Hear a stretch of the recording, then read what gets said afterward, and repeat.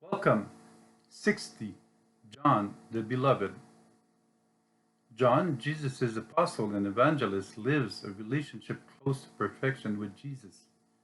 John is not perfect, but he seems to have found the way to surrender to the heart of God. He reveals to us the truth. John is the only one who sums up the heart of God and the core message of the Bible. In three words, God is love. 1 John chapter 4 verse 16. And John wrote just before, we have come to know and to believe in the love of God has for us. 1 John chapter 4 verse 16. John speaks to us in this last statement, but is he aware of what this implies? We have come to know and to believe in the love of God, in the love of God has for us. In the love God has for us. Yeah. However, to have written it, John must have experienced the love of God in the depths of his being.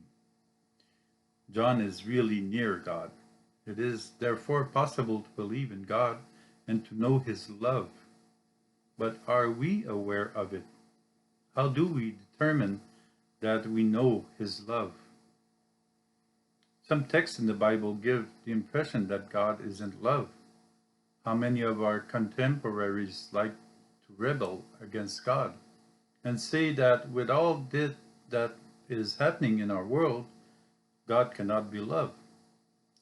And it just keeps on going. Let's add this excerpt. Whoever remains in love remains in God and God in him. 1 John chapter 4 verse 16.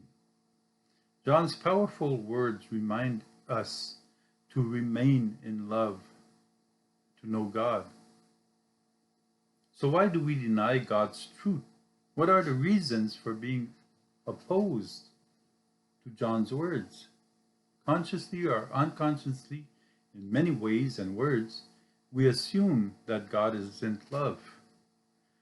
Why does attraction to evil lead us so far? It's crucial to update our database. God is love, and God can only be love. Maybe we underestimate the love of God, but we can never overestimate the love of God, because his love is infinite.